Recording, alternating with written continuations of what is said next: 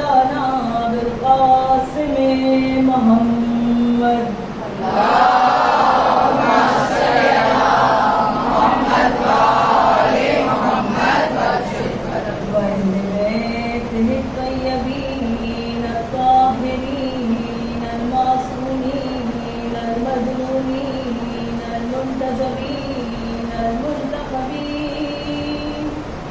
الذين أذهب الله عنهم الرجس وطهرهم تطهيرا اللهم صل على محمد وآل محمد وسلم على لعنة الله على أعدائهم أجمعين.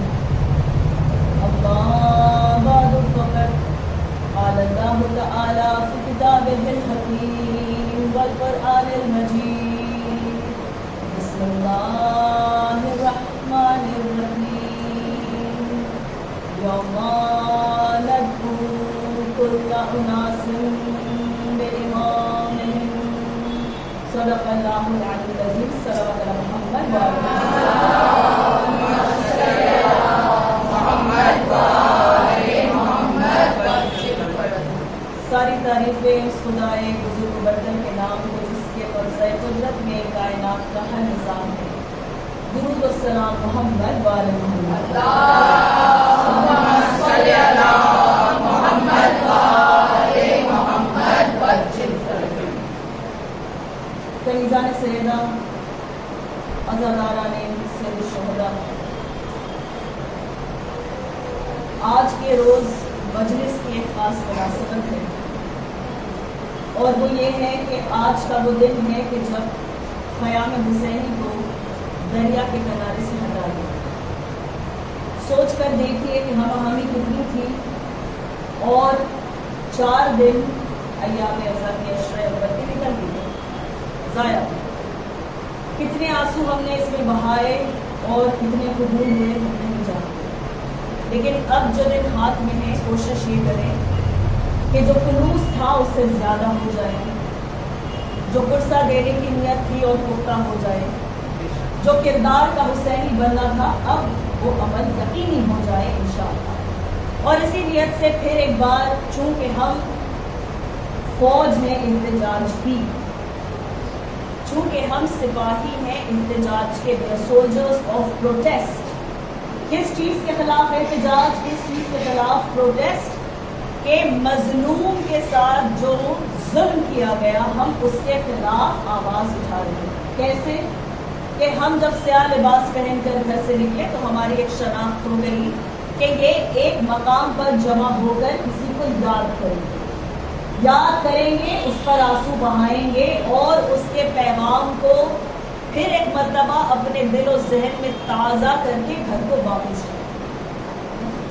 یہ ایک ری وزٹنگ ہے جو مسلسل ہوتی رہتی ہے ہر مجلس میں، بالخصوص ایام ازا کے ان 10 اول دن. آج بھی میں نے سورہ بنی اسرائیل کے جو 17واں سورہ ہے قرآن مجید کا، اس کی 71ویں آیت سے آغاز کیا اپنی بات کا. اسی آیت مبارکہ کے ذیل میں پچھلے 3 دنوں سے آپ کے سامنے حسب حیثیت چند مطالب پیش کروں. کوشش میری یہی رہی ہے کہ دامن وقت میں جتنا ہو سکے سمیٹوں بات کو، کوہرنس رہے بات میں، تاکہ بڑے تو بے شک نہیں جاننے والے، لیکن میرے جو ہمسن ہیں اور مجھ سے جو کمسن ہیں وہ کچھ سیکھ کر رہے ہیں. کیونکہ علم کو فروغ اگر ملتا ہے تو عزاداری کے اس فرض سے. چنانچہ آپ سے ایک دستبستہ درخواست ہے میری کہ آپ ابھی سے گنجائش نکال لیں کہ بعد میں آنے والوں کو تکلیف نہ ہو. ایک مرتبہ درود پڑھے اور آپ اپنی عقل کو استعمال کرتے ہوئے سامنے جتنا ممکن ہو سکے جٹ کر رہے ہیں. درود پڑھیں. اللہم صلی علی محمد وآل محمد وسلم. کنیزان سیدہ، یہ آداب مجلس ہے کہ انسان توجہ سے رہے، ادب سے رہے، خاموشی سے رہے اور سنے ذکر کو. میں ہمیشہ یہ کہتی ہوں کہ پڑھنے والے کی حیثیت کچھ ہوتی ہی نہیں، ذکر کی حیثیت، اور مجھ جیسے پڑھنے والوں کی تو کبھی کوئی حیثیت نہیں. سیدھی سی بات ہے. ہم صرف کیا ہے، آپ کے سامنے چند باتیں دہرا رہے ہیں، بس یہی بات. ایک بس اتفاق ہے کہ ہم یہاں موجود ہیں. تو عزیزان گرامی، عرض میں آپ کے سامنے یہ کر رہی تھی کہ سورہ مبارکہ بنی اسرائیل کی 71ویں یہ آیت ہے کہ جس میں پروردگار کہہ رہا ہے یوم ندعو کل اناس بامامہم، کہ ہم پکاریں گے تمام انسانوں کو ان کے امام کے ساتھ. اب کل میں نے آپ کے سامنے تفسیر لکھنے والوں کے جو اوپینینز ہیں ان کو پیش کیا تھا، یاد ہے؟ آج اس آئے مبارکہ کی جو تعویل ہے، تعویل کسے کہتے ہیں؟ ایگزیکٹ معنی. ایگزیکٹ میننگ کو کیا کہتے ہیں؟ تعویل کہتے ہیں. بھائی سب کے پاس تعبیر خواب تھی، جناب یوسف علیہ السلام کے پاس تعویل خواب تھا، یعنی ایگزیکٹ میننگ اللہ کی طرف سے دیے ہوئے علم و اعجاز کی وجہ سے. سمجھ گئے بات؟ تو تعویل قرآن میں جب امام باقر علیہ السلام سے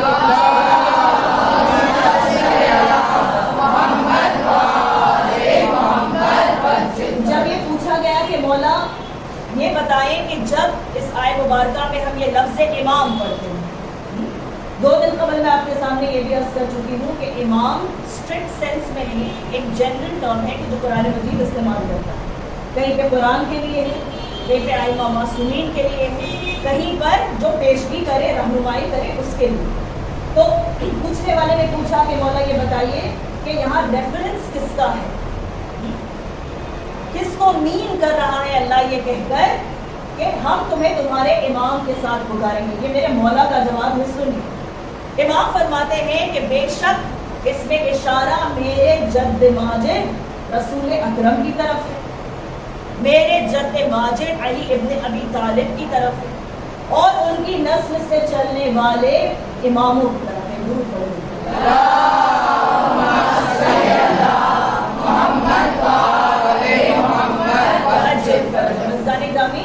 اپنی توجہات اس طرف مائل کر کے ماشاء اللہ جو کرنا تھا آپ نے کر لیا.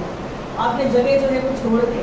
اب آپ اتنی فکر نہ کریں، انشاءاللہ سب کے لیے بہت گنجائش ہے، جو بھی آئے گا وہ بالکل بیٹھ جائے گا. اور رہی بات اگر آنے والے کو دیکھنا تو میں بھی آئی ہوں، آپ دیکھ سکتے ہیں، سن سکتے ہیں.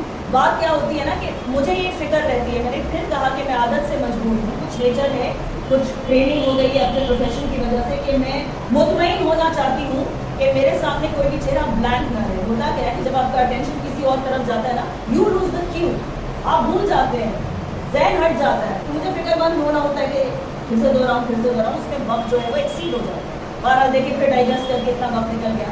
لیکن عزیزان گرامی، میرے مولا سے جب یہ پوچھا گیا، مولا نے کہا کہ بے شک اس میں میرے اجداد کا ذکر ہے اور اس سلسلے میں خود ایک دلیل ہوں.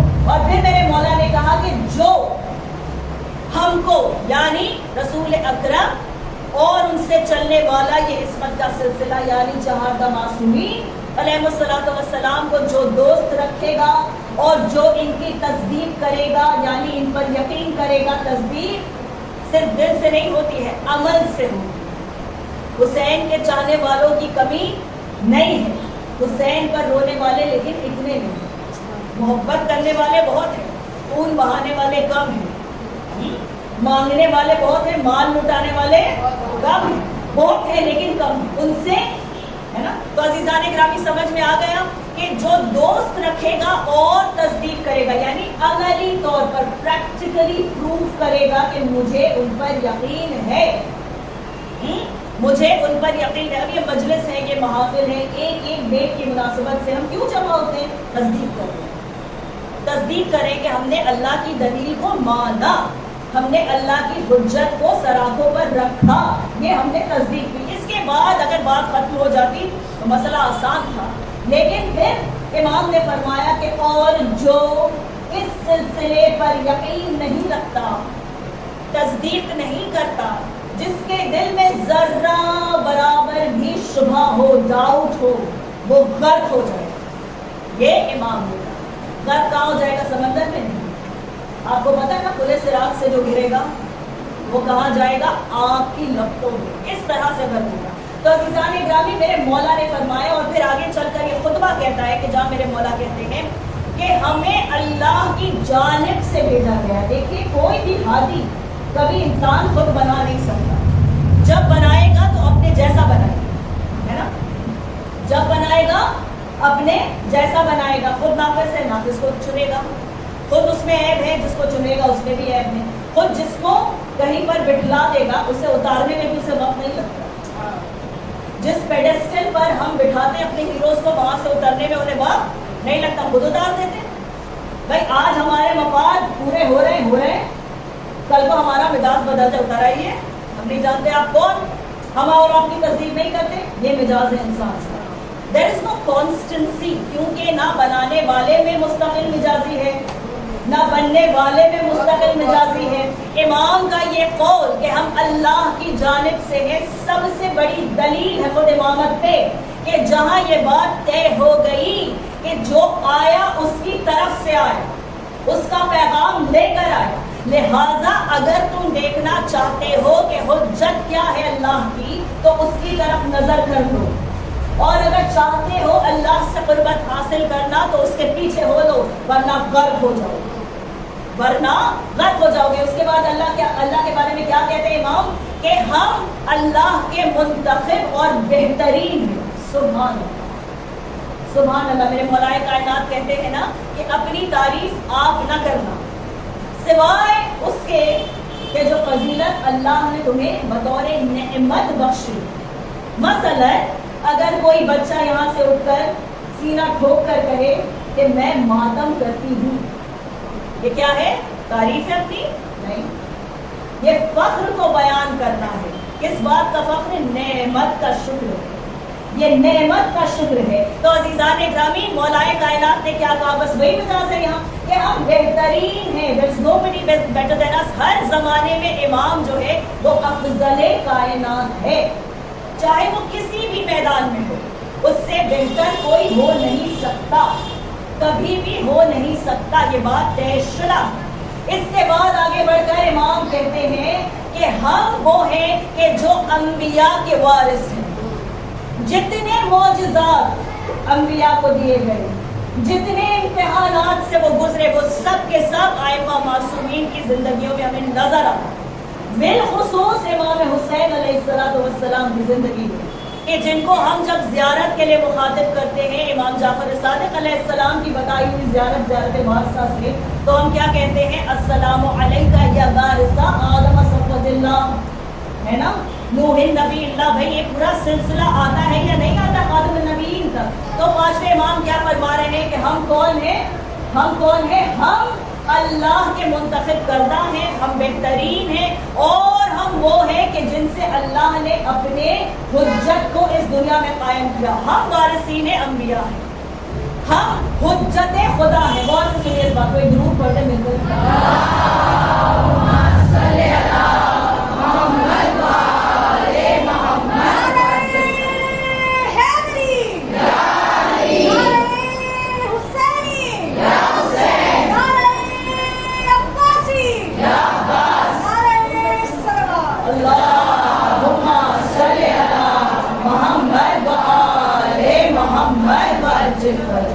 मशकूर हूँ आपकी कि आपने इतने गौर से इस बात को सुना। आइंदा भी बस इसी तरफ तवज्जुहात अपनी मायल रखें इंशाल्लाह। थोड़ी देर की बात है, और जो मताले पेश कर रही हूँ अगर उतर जाए तो हम सब की निजात का रास्ता।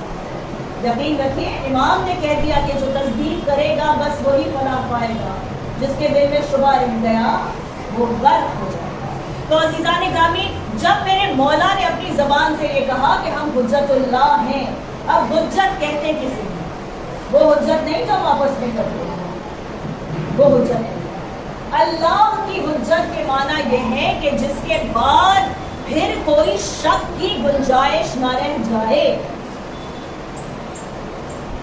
फिर कोई शक की गुंजाइश न रह जाए, ये है इत्माम हुज्जत।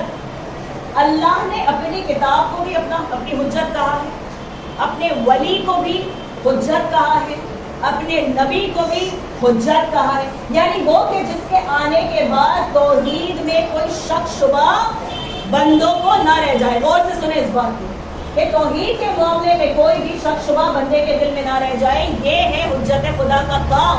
और कल की बात से मैं आज की बात को मुत्तसिल करूं कि जो मौजज़े की सिफत है मासूम के पास, मौजज़े की सिफत, ये क्या करती है कि ये इस हुज्जतुल्लाह होने पर ऐनी दलील। कैसे? इंसान की अक्ल में, मैंने कल भी कहा था कि इंसान की अक्ल में ये नहीं समाता कि उसे कैसे समझे उस हकीकत को कि जो उसके सामने उसके पास इतना इल्म नहीं, तो वो उसे क्या कहता है? एजाज़े मासूम। क्या कहता है उसे? मौजज़ा कहता है। कहता है या नहीं कहता? तो अज़ीज़ान ग्रामी, मौजज़ा है ही वो चीज़ कि जो मासूम अपने इल्म से कर दे और जो उम्मत देखकर समझ ना पाए लेकिन उससे इनकार ना कर सके। एक ऐसी पुख्ता हकीकत। देखिए, कोई भी हकीकत हो वो दो ज़र्फ़ों में रहती है। दुरूद पढ़े मिलकर,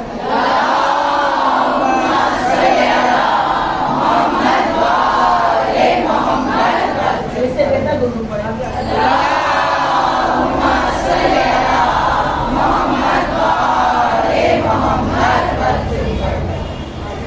एक इससे बेहतर दुरूद पढ़े, आगे बढ़ जाए।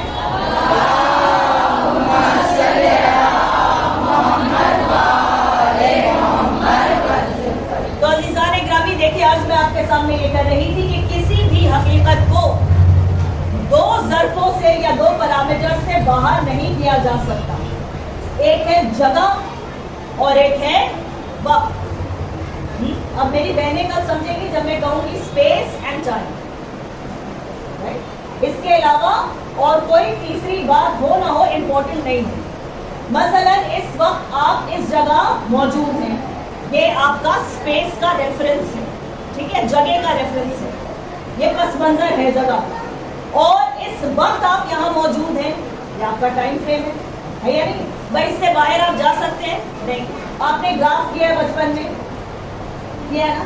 एक एक्स एक्सिस रहता है, एक वाई एक्सिस रहता है। जिस पॉइंट पर एक कॉमन स्पॉट आता है वहीं पर हम लोकेट करते हैं किसी भी चीज़ को। So the time and the space frames of reference are the same. कोई बहुत मुश्किल बात तो नहीं कही मैंने, आसान है समझना।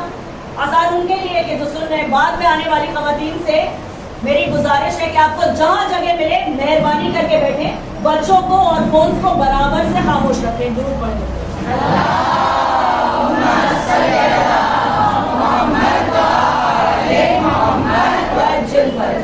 तो अज़ीज़ान ग्रामी, अर्ज़ में ये कर रही थी कि टाइम और स्पेस से बाहर कोई जा नहीं सकता, कभी भी जा नहीं सकता। देखिए, यही वजह है कि लोगों को मेराज के किस्से पर यकीन नहीं आता। यही वजह है, क्योंकि वो ये सोचते हैं कि नबी तो माज़ल्लाह हमारी तरह मादे से बने हैं।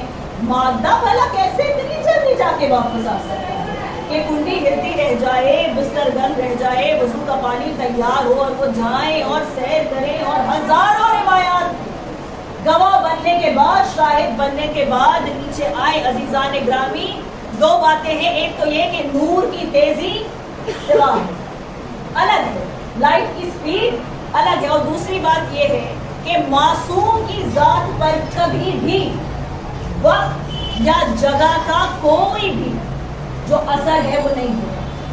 ये पाबंदी नहीं लगाई जा सकती मासूम की जात पर, क्योंकि ये तब से है। अब मैं इमाम की ज़बान में कहूँ, हमारे छठे रहबर कहते हैं कि हम तब से हैं कि जब अब तब तब नहीं था। एक दुरूद पढ़े।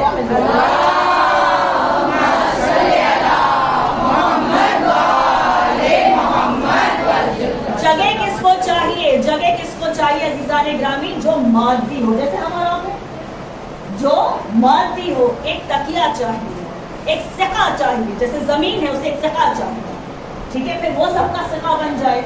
उसके जिगर में अल्लाह ने तवानाई दे दी, वो उसका सिका है।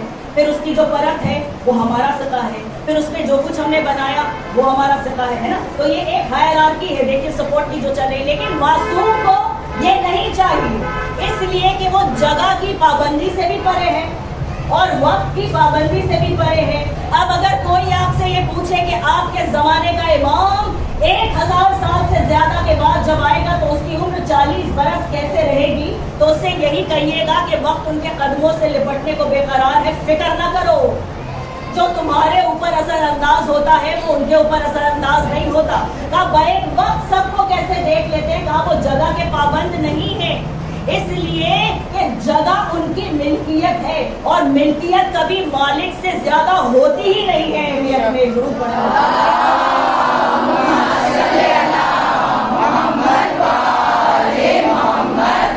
इससे बेहतर दुरूद पढ़ें।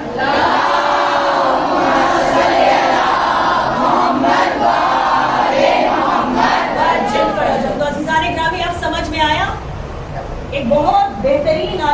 ایک جملہ ہے آپ کے سامنے دوہرا رہی ہوں اور ان کی روح کی درجات کی بلندی کے لیے دعا بھی کرتی ہوں کہ وہ کہتے تھے کہ ہمیشہ ہم نے یہ سنا کہ مولا کا ظہور جمعے کو ہوگا، جمعے کو ہوگا، جمعے کو ہوگا، جمعے کو ہوگا۔ وہ کہتے تھے کہ اگر آنے والا آ کر پیر کو کہے کہ جمعہ تم کیا کر لو گے؟ تم کیا کر لو گے؟ یہ اس کی ملکیت ہے، یہ اس کے اقتدار میں ہے، یہ زیر دست ہے امام کے کہ وہ کس جگہ پر کس وقت میں کس حال میں موجود ہو۔ ارے امام نے ثابت کیا 40 جگہ ایک وقت جس نے افطار کر کے بتا دیا، 40 جگہ درود بھی اب نہیں بولنا۔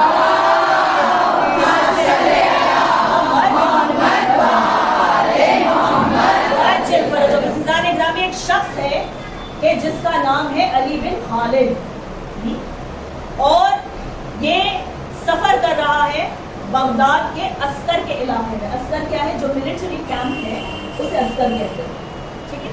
جہاں بھی سولجرز کیمپ کرتے ہیں اس جگہ کو عسکر، اس محلے کو عسکر کہتے ہیں۔ بغداد میں جو حکومتی عسکر تھا وہاں پر ایک قیدی لایا گیا ہے کہ جو شام سے آیا ہے، دمشق سیریا، اور لایا گیا ہے اس کو، اس کے چاروں طرف ایک بڑا ہائپ ہے، ہوا ہے، ایک بڑا انٹرسٹ جنریٹ ہو رہا ہے۔ کیا بات ہے بھائی؟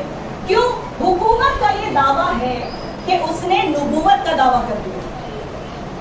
اس نے کیا کہا کہ میں جو ہوں نبی ہوں۔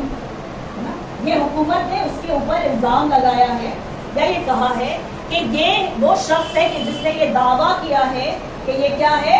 نبی ہے۔ اب ظاہر سی بات ہے امت مسلمہ کیسے برداشت کرے اہانت، کیسے برداشت کرے؟ کہا نہیں نہیں یہ نہیں ہو سکتا۔ اب لوگ جمع ہو گئے، بڑی حقارت سے اس کو دیکھ رہے ہیں، بڑی نفرت سے اس کو دیکھ رہے ہیں، سارے اس کے خون کے پیاسے ہوتے جا رہے ہیں۔ علی بن خالد کو کچھ تجسس جاگا، کیوریوسٹی ہے، اور اس کے بعد انہوں نے ارادہ کیا کہ ان سے ملاقات کرنا۔ جب زندان پہ پہنچے، آپ جانتے ہیں زندان والے کیسے ہوتے ہیں، بھائی تھوڑا سا کچھ دیا، حضرت انسان کے پاس کون سا معجزہ ہے؟ روپے، ہے یا نہیں؟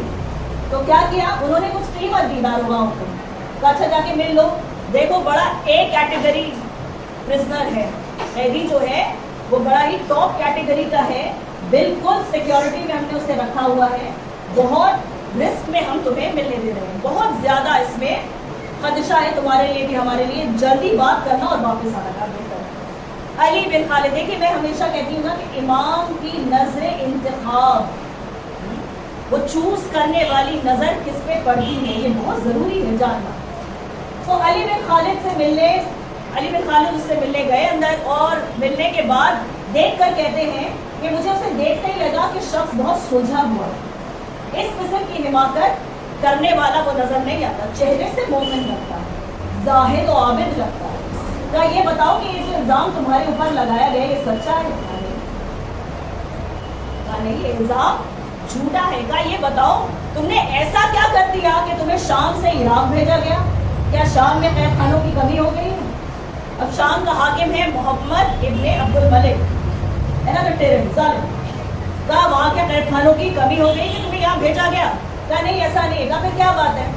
کہا میں نے اپنی زبان سے اپنا ایک ایکسپیرینس، اپنا ایک تجربہ لوگوں کے سامنے بیان کیا تھا، بس اسی کی وجہ سے مجھے یہ سزا دی گئی ہے، مجھ پر یہ الزام تراشی کی گئی ہے، ایسا الزام لگایا گیا ہے کہ جس کو دھوتے دھوتے میری جان چلی جائے، ہے نا بھائی؟ جب وہ وہاں سے بری ہوگا کوئی مسلمان اسے مار دے گا، فتوے لگانے میں تو ہماری قوم ایسے ہی آ گئی، تو اس وقت وہاں بھی ویسے ہی تھے وہ سب اورنج والے، ہے نا؟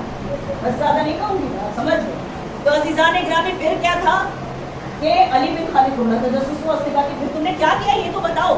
کہا میں شام کا باشندہ ہوں، ایک مسجد ہے کہ جس کا نام ہے راس الحسین، آدمی کون سی؟ راس کہتے ہیں عربی میں سر کو، جہاں راہب نے میرے مولا کے سر کو رکھا تھا، راس الحسین یہ مسجد ہے، اور اس مسجد میں کہتا ہے کہ میں ایک کونے میں بیٹھ کر عبادت کر رہا تھا کہ میرے سامنے ایک عابد و زاہد شخص کے جن کا چہرہ ایسا تھا کہ دیکھ کر میں ان کی بات سننے پر آمادہ ہو گیا۔ وہ میرے سامنے آئے اور مجھ سے کہنے لگے کہ آپ ہمارے ساتھ چلیں، اور سنیں اس کا، آپ ہمارے ساتھ چلیں۔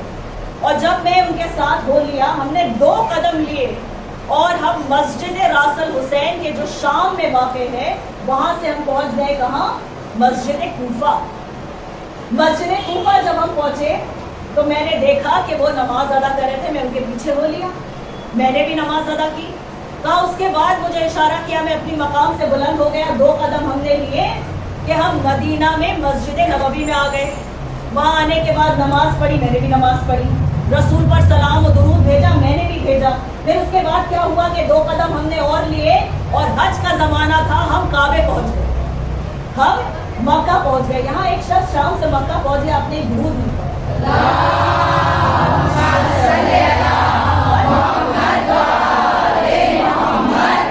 ٹھیک ہے نا؟ اس کے بعد وہ کہتے ہیں کہ جب ہم سب ارکان سے فارغ ہو گئے، پھر 2 قدم ہم نے لیے، 2 قدم لیے اور پھر کیا کیا، میں واپس راس الحسین پہنچ گئی، اسی مسجد میں واپس آ گئی۔ کہتے ہیں کہ مجھے موقع ہی نہیں ملا، میں خاموش رہی۔ 1 برس کے بعد پھر حج کا زمانہ آیا، پھر اسی تاریخ کو اسی مقام پر میں عبادت کر رہا تھا، اسی مسجد میں، کہ وہی شخص دوبارہ میرے سامنے آیا۔ پھر مجھے کہا آپ ہمارے ساتھ چلے، میں بول گیا۔ پھر مجھے لے گئے کہاں، مسجد کوفہ، وہاں سے مسجد نبوی، وہاں سے بیت اللہ، اور اس کے بعد جب واپس مجھے شام کی راس الحسین مسجد تک لے آئے، ایک مرتبہ میں نے التجا کی کہ آپ کو اس کا واسطہ کہ جس نے آپ کو یہ قدرت دی ہے، جس نے آپ کو یہ قدرت دی۔ عزیزان گرامی، رک کر ایک جملہ عرض کرنا چاہتی ہوں آپ کے سامنے کہ آیت اللہ بہجت کا نام ہم سب نے سنا ہے نا، سنا ہے، چند برس پہلے ہی وہ انتقال فرما گئے اور بڑی لمبی عمر ماشاءاللہ اللہ نے ان کو دی۔ ان کے پاس یہ ابیلٹی تھی کہ یہ تیل عرض کرتے تھے، چند لمحات میں ایک شہر سے دوسرے شہر کی، جس کے لیے زمین مڑ جائے جیسے کپڑا۔ یہ کون ہے؟ خادم امام زمان۔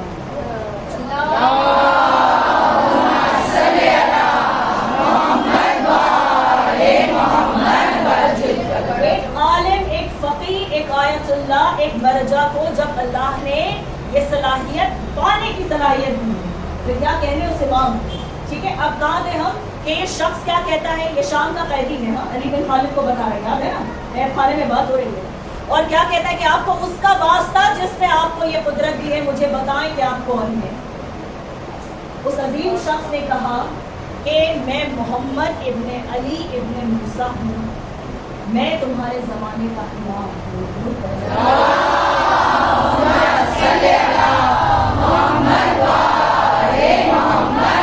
یہ ہمارے نوے امام ہیں۔ عزیزان گرامی، یہ واقعہ کیا کیا، اس انسان کو تیل عرض کروایا اور کہاں لے گئے۔ اب ذرا سوچیں کہ مولا نے اس کا انتخاب کیوں کیا، کیا ایسی خوبی تھی اس کی عبادت میں کہ مولا نے چاہا کہ وہ اس کے ساتھ ہو۔ بہرحال یہ ہو گیا، اور اس کے بعد جب یہ بات عام ہونے لگی نا، تو پھر دشمنان اہل بیت تو ہیں ہی ہر جگہ، ہے یا نہیں ہے؟ تو اس کے بعد جب حاکم کو پتا چلا، کہا اچھا، حاکم نے بلایا، کہا بتاؤ کیا ہوا تمہارے ساتھ، ساری بات پھر سے ویسی بتائی جیسے ان کو بتا رہے تھے۔ کہا سنو، تمہیں میں یہاں سے نکالتا ہوں اور بھیجتا ہوں عراق، اور وہاں کے عسکر کے محلے میں ایک قید خانہ ہے جہاں تمہیں قید کرواؤں گا، چاروں طرف سپاہی رہیں گے، جس کے بارے میں کہتے ہیں نا کہ تمہیں یہاں سے وہاں، وہاں سے وہاں، وہاں سے وہاں لے گیا، اس سے کہنا تمہیں قید خانے سے نکال دیا۔ خاموش نہ چلا آیا۔ لیکن عزیزان گرامی، الزام تراشی دیکھیے، امام حسین کے قافلے پہ کیا الزام لگایا گیا تھا کہ یہ خارجی ہیں، یہ ریبیلین کرتے ہیں، یہ خروج کرتے ہیں، یہ کہا گیا تھا نا، اسی قسم کے فتوے لگائے جاتے ہیں۔ آپ کو کافر کہا جاتا ہے یا نہیں؟ کہا جاتا ہے یا نہیں؟ تو یہ ٹرینڈ ہے، اس سے مایوس نہ ہوئیے گا۔ کہا میرے اوپر الزام لگا تو میں چلا جاتا ہوں، لیکن یقین کی منزل کیا ہوگی، وہ آ گیا عراق۔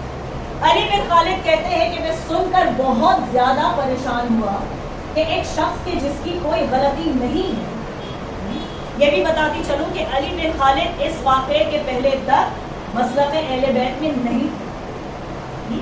اس کے بعد کہتے ہیں رات بھر میں پریشان رہا، صبح میں نے دیکھا کہ بڑی ہما ہمی ہے ہر طرف۔ میں جب پہنچا قید خانے کی طرف تو میں نے دیکھا کہ تالا جیسے تھا ویسا ہی تھا، پھر باہر کے دروازے میں تالا جیسا تھا وہ ویسے ہی، سارے قفل جو ہیں، سارے تالے جو ہیں وہ بالکل صحیح سالم ہیں، جتنی زنجیریں ہیں سب صحیح سالم ہیں، نہ کوئی سوراخ کہیں ملتا ہے، نہ کوئی سرنگ کہیں ملتی ہے۔ سپاہی ایک ہی بات کہتے ہیں کہ جو شام سے قیدی آیا تھا نہ جانے کہاں چلا گیا، ایسا لگتا ہے کہ اس نے نبوت کا دعویٰ کیا تھا، کچھ نہ کچھ اعجاز اس کے پاس تھا۔ دیکھیں انسان کا یقین کیسے متزلزل ہوتا چاہے اگر وہ اہل بیت سے دور ہو. وہ یہ ماننے کو تیار نہیں تھے کہ جس نے اس کو ایک شام میں شام سے کوفہ، کوفے سے مدینہ، مدینے سے مکہ، مکہ سے واپس شام کو 2 مرتبہ کر دیا، وہ اسے آسانی سے قید خانے سے بھی نکال دے گا. محمد ابن عبد الملک نے کہا تھا کہ اگر ایسا ہو گیا تو میں مان لوں گا کہ وہ صاحب اعجاز. عزیزان اکرامی، میرے مولا نے یہی تو بتایا کہ نہ زمین کی کوئی پابندی ہم پر اثر انداز ہو سکتی ہے، نہ وقت کی کوئی پابندی ہم پر اثر انداز ہو سکتی ہے. ہم جسے چاہیں اپنے اعجاز کے ہاتھ سے اٹھا کر جہاں رکھ دیں.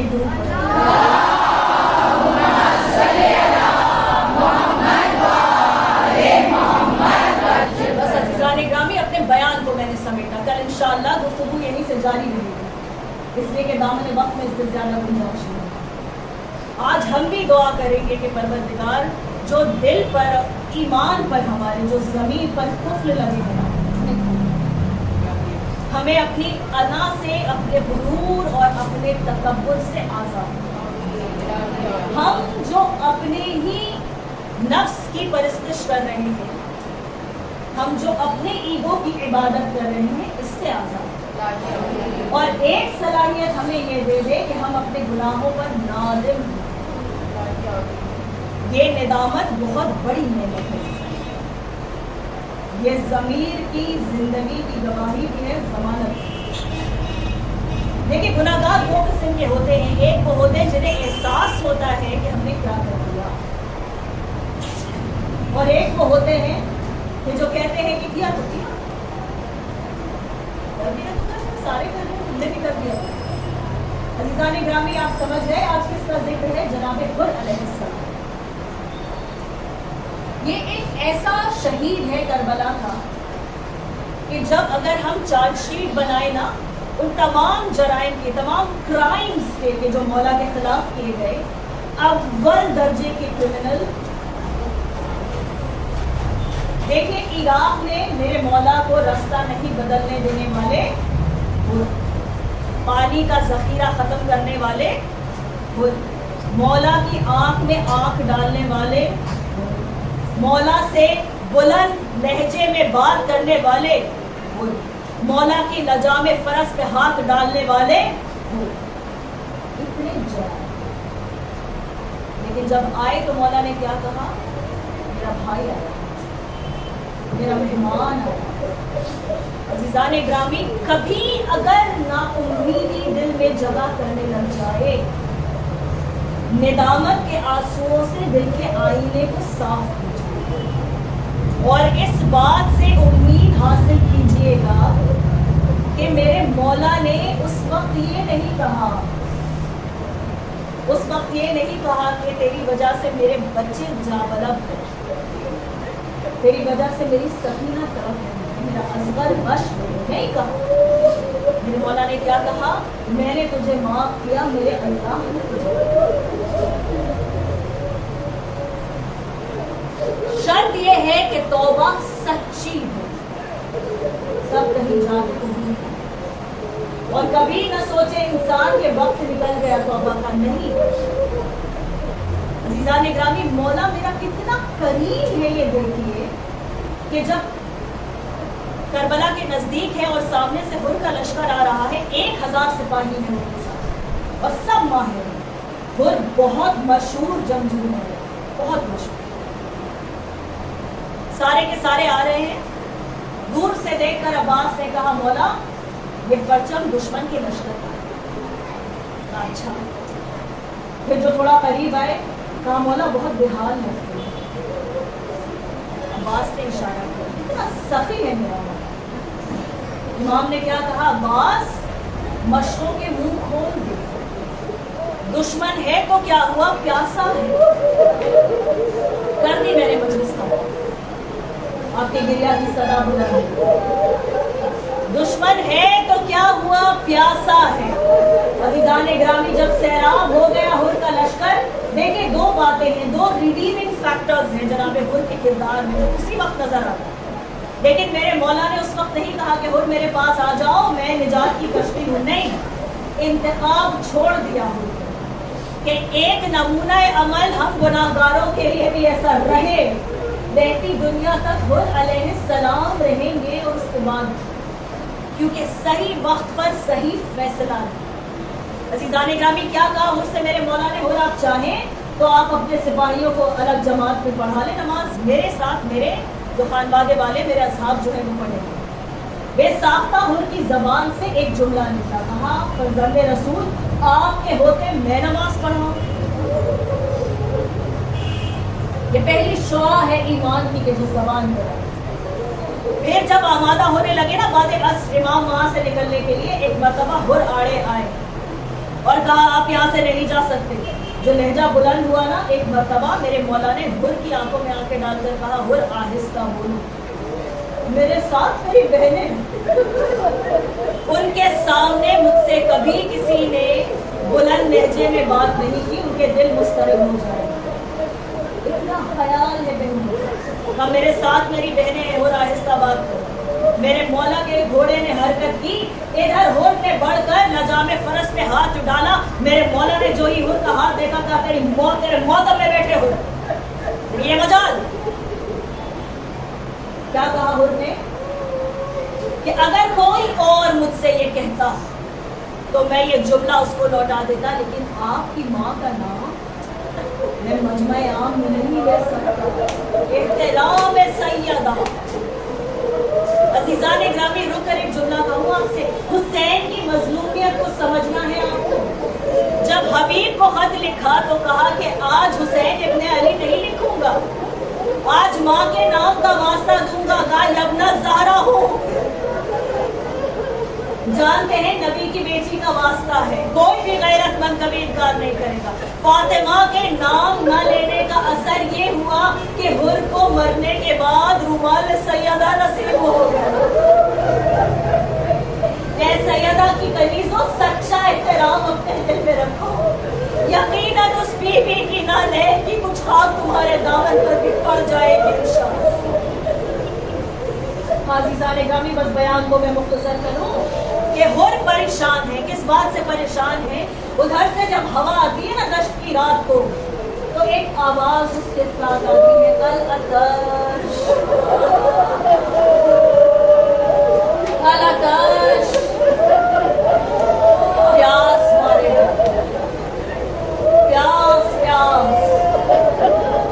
عزیزان گرامی جب شب عاشور آئی نا اور دیکھا حر نے کہ وہ سارے لوگ کے جن کو خط بھیج کر بلوایا، اپنے سارے ساتھ کو بلوانے والے بھی سارے لوگ دیکھا کہ یہ تو فرزند رسول کے قتل پر آمادہ ہے، یہ بات طے انہوں نے کر لی کہ کسی بھی طرح سے حسین کو قتل کر دینا۔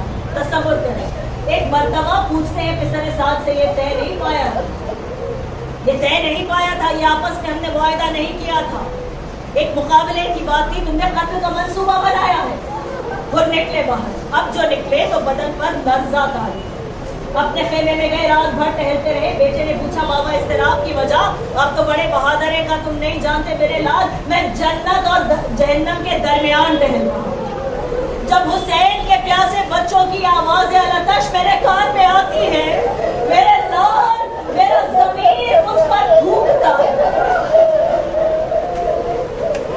صبح نمودار ہوئی، جیسے سورج آیا افق عالم پر، جیسے بلند ہوا سورج، حر کی قسمت چمک گئی، نکلے اپنے خیمے سے۔ اور کس سے نکلے کہ بھائی بھی ساتھ ہے، غلام بھی ساتھ ہے، بیٹا بھی ساتھ ہے، کہا میری آنکھوں پر ایک کپڑا باندھ دو، میرے ہاتھ کو پسے پشت باندھ دو، میں مجرم ہوں حسین کا، میں نے ان آنکھوں سے حسین کی آنکھوں میں دیکھا تھا، میں نے انہیں ہاتھوں سے لجام فرس کو روکنا چاہا تھا، میرے ہاتھ پیچھے باندھ دو۔ ارے ایک مرتبہ گھوڑے سے اتر کر جب چلنے کہتے ہیں میرے لال اپنے بیٹے سے کہتے ہیں، جیسے ہی تم کسی کو دیکھنا نا کہ خاندان عصمت و طہارت سے کوئی آئے، ایک مرتبہ نعرہ تکبیر بلند کرنا کہ میں تیار ہو جاؤں، ہمت چاہیے معافی مانگنے کے لیے، ہمت چاہیے۔ عزیزان گرامی اور آگے بڑھ رہے ہیں، ایک مرتبہ بیٹے کی آواز آئی، اللہ اکبر، کہا میرے لال کیا بات ہے؟ کہا شبی ہے پیغمبر آ رہے ہیں۔ بابا تمہارے استقبال کے لیے شبی ہے پیغمبر آ رہے ہیں، ذرا دور آگے بڑھے، یہ کہتے ہیں اللہ اکبر، اللہ اکبر، کہا کیا بات ہے؟ کہا قمر بنی ہاشم آ رہے ہیں۔ لوگ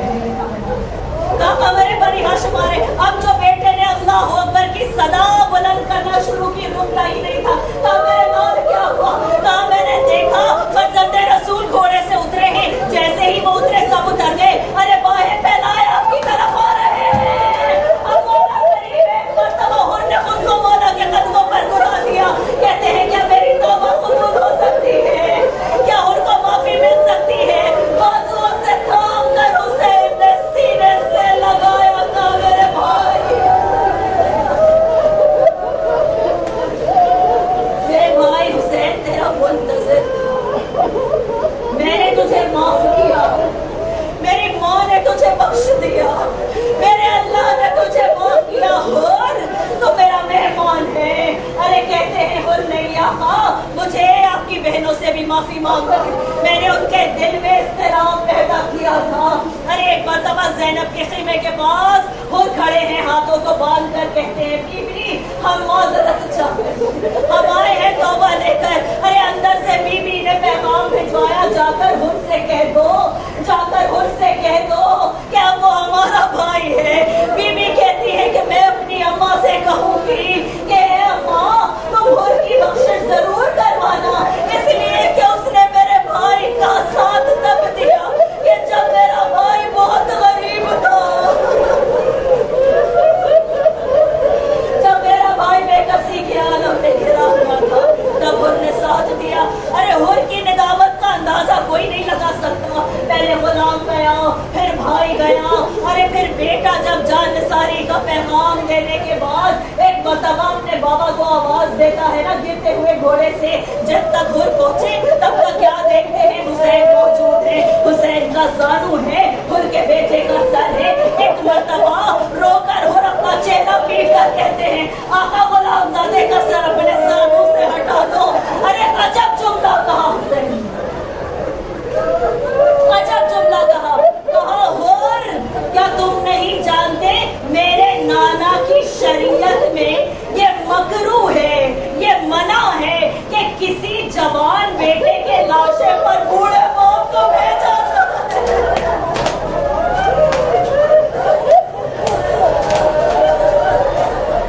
ये मकरू है हुर, अच्छी बात नहीं है मेरे भाई। अरे अज़ीज़ान इकरामी एक मरतबा हुर जब गिरे थे ना घोड़े से, मेरा मौला पहुंचा और अपने पैर पर हुर का सर रखा। एक मरतबा हुर ज़ारो कतार रो रहे हैं, पूछा कि तुम गिरिया क्यों कर रहे हो हुर, क्या अच्छा तुम्हारी माँ ने तुम्हारा नाम कि तुम इस दुनिया में भी आज़ाद हो हुर और उस आखिरत में भी आज़ाद रहोगे। कहा मैं इसलिए नहीं रो रहा था कि मुझे कोई अफसोस है, मैं इसलिए रो रहा हूँ कि अभी मैं गिरा हूँ घोड़े से तो आप यहाँ मौजूद। आका जब आप होंगे तो कोई रहेगा आपके पास। अजब नहीं हुसैन ने जवाब दिया हो हुर मेरी माँ होगी, उसकी चादर का दामन फैला हुआ होगा। अरे रुमाले सैयदा निकाला, कहा तेरी ज़ियाफत तो एक कूज़ा आपसे भी ना कर सके मेरे गरीब मेहमान, ये मेरी माँ का ये रुमाल है, मेरे साथ हमेशा रहता था और तेरे ज़ख्म में मैं बांध दूँ, जब हो से कौसर पर जाना इस दलील को देना, कहना मेरे पास रुमाल सैयदा है, जन्नत की सरदारी की सनद है। अरे मर्तबा हुर की रूह परवाज़ कर गई, अरे अर्ज़ करूंगी हाथों को जोड़कर मौला इस रुमाल सैयदा को बचा कर रखो, अभी ये कब्र ज़ोहर का वक्त है, असर आशूर होगी, तुम्हारा एक नन्हा सा बच्चा है जो तुम्हारे हाथों पर मैदान कांज़ार में आएगा, एक तीर लगेगा कि जो उसे नहर कर देगा, वो प्यासा बच्चा एक खून की कुल्ली करेगा, उसका खून तुम अपने हाथ में लोगे मौला, उससे वुज़ू करोगे, अरे उसके ज़ख्म पर रखने के लिए इस रुमाल को रख लो।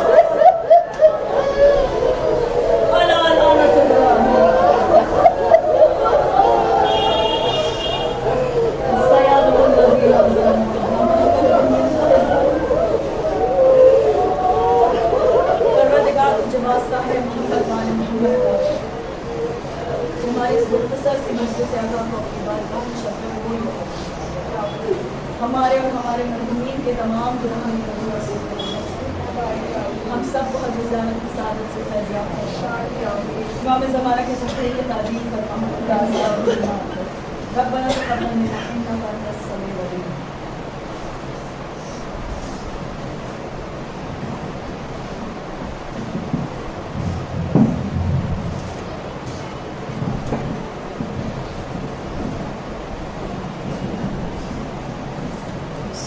Say